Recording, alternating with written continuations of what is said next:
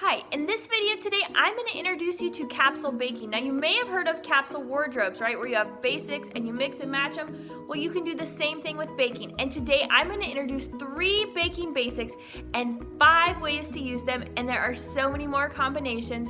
I hope you stick around. By the way, all the recipes that you see in today's video are available in the description. By clicking in the link down in the description box, you will be guided to get your free PDF cookbook with the recipes from today. There are 3 baking basics I'm going to introduce you to: ganache, raspberry filling, and whipped vanilla frosting. The first one is raspberry filling. This is an awesome filling. It's nice and tart, and it only takes 2 ingredients. To make the raspberry filling, all you'll need are frozen raspberries and raspberry jello. You'll start by taking half the bag of raspberries and microwaving it in a bowl. You'll then add the jello and mix until it's dissolved. You want these raspberries to be nice and hot so that the jello completely dissolves. You'll keep stirring and stirring until you see no more specks of jello, and then you'll add the other half of frozen raspberries. I then took an immersion blender and blended this together. If you do not have an immersion blender, you could use a regular blender. I have used a fork before to break it up. It doesn't work quite as well, but you can do it. Immersion blender works really well. So you just keep blending it and blending until it becomes smooth. One of my favorite things about this filling is once you've got it blended, it sets up super quick. You've activated the jello with the heat and then cooled it off, and it starts thickening up. The second baking basic today is chocolate ganache, and it is another 2-ingredient recipe. You're going to need heavy whipping cream and chocolate chips. I use Ghirardelli Bittersweet. Start by microwaving the heavy whipping cream for about 1.5 minutes until it is just bubbling. Then add a cup of chocolate chips. It's a 1-to-1 ratio. You want to push all the chocolate chips below the surface and let it set for a minute or 2. Once it's set, you'll begin stirring, and you'll keep stirring in it till it becomes smooth. It kind of seems like it won't come together for a little bit, but keep stirring, it will. If you see any lumps in your ganache as you're stirring that won't melt, then you're going to need to pop it into the microwave on 15-second intervals. And I did have to do that while I was making it here. So you can see it has come together now. It is smooth, and I am finished. Third baking basics today is vanilla whipped frosting. This is so versatile. You can use it on cakes, breakfast, whatever. For this recipe, I'm going to use heavy whipping cream, cream cheese, powdered sugar, and vanilla extract. I'll start by taking my cream cheese that has been softened and adding it to my mixing bowl along with the powdered sugar and vanilla.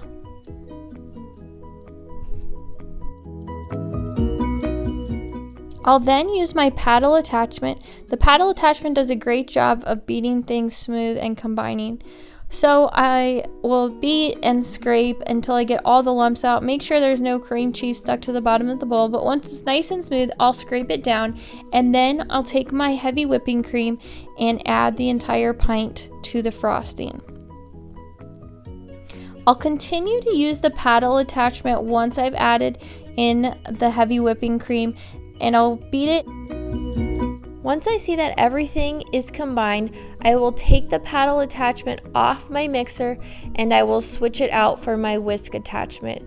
The paddle does a great job at combining, and the whisk is more for beating in the air that we want in this vanilla frosting. And again, if you're using a hand mixer, you could do this, all these steps with just that mixer.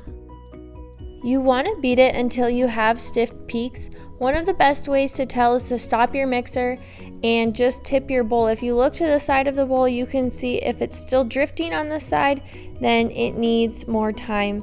You want to be careful though not to overbeat it. If you overbeat it, it kind of can start breaking apart and kind of get a weird texture, and really it's turning into butter. So here I stopped and checked it again, and when I tipped my bowl and I looked at my beater, I could tell that it was thick enough and that I needed to stop mixing it. And now we're finished. This is one of people's favorite frostings. It's not too sweet, it goes great on cakes, and I'm even going to show you later how to put it on French toast. We've made it to the second half of the video where we're going to take these baking basics and start putting them together. You may have heard of hashtag OOTD, which is outfit of the day.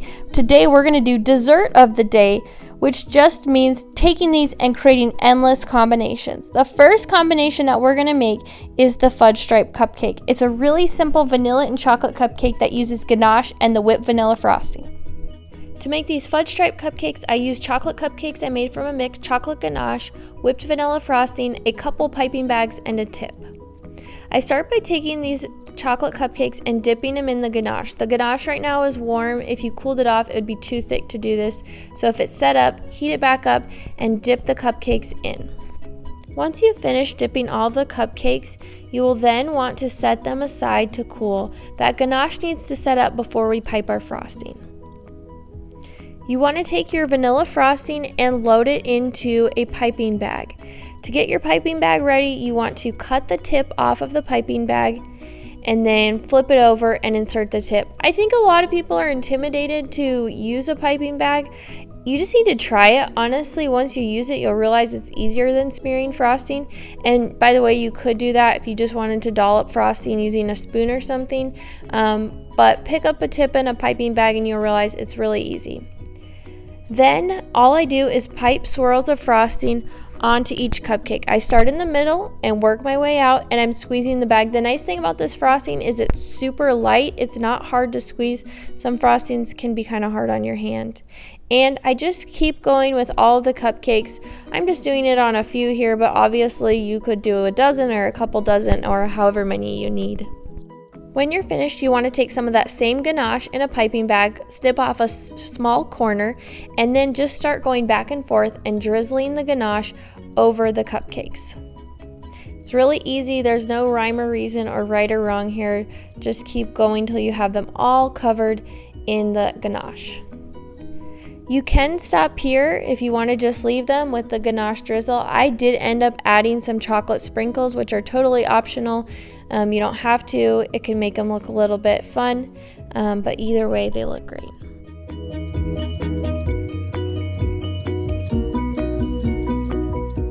The second combination I'm going to show you is the vanilla raspberry cupcake. This is by far the most popular cupcake I've ever made, and I have made thousands.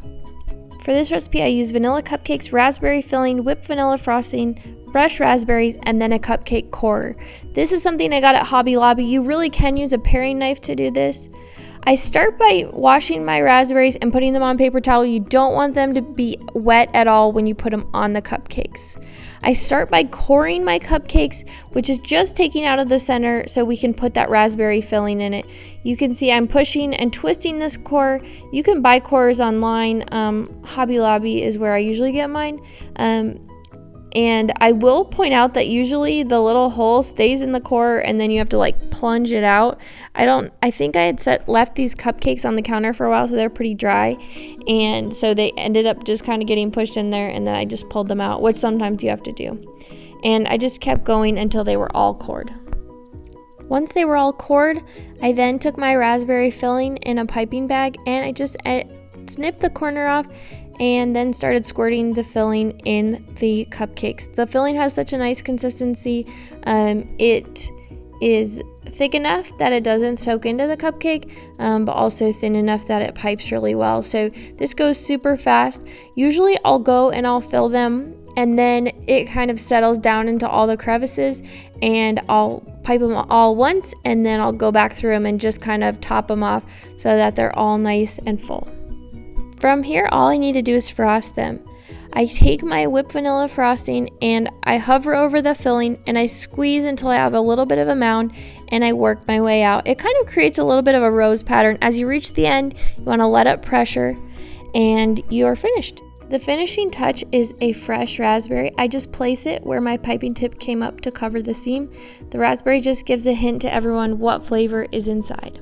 In this third combination, I'm going to take the vanilla frosting and the raspberry filling and create raspberry cheesecake shooters.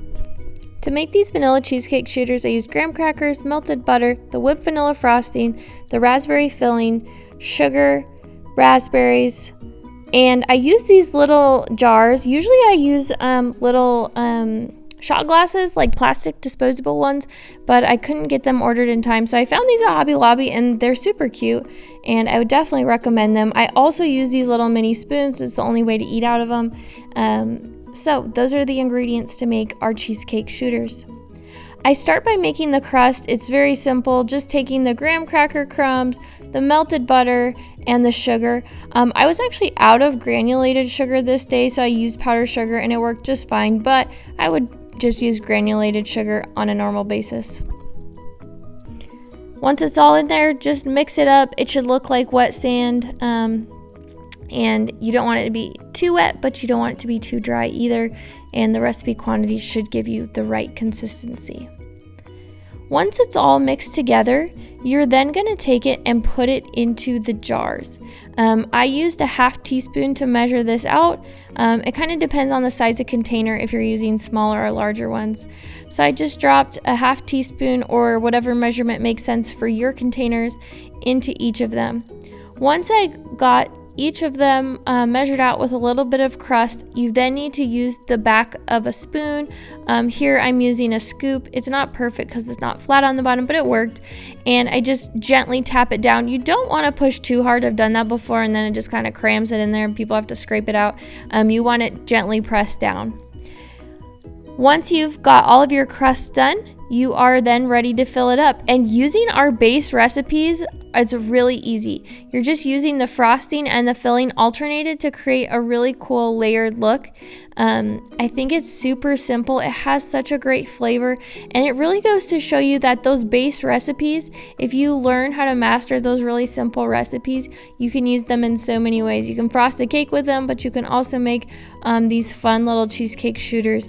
And you can see I'm just going back and forth between the filling and the frosting, and then I topped it off with a fresh raspberry, and I ended up sprinkling some of the little graham cracker on top, and I thought it turned out really nice.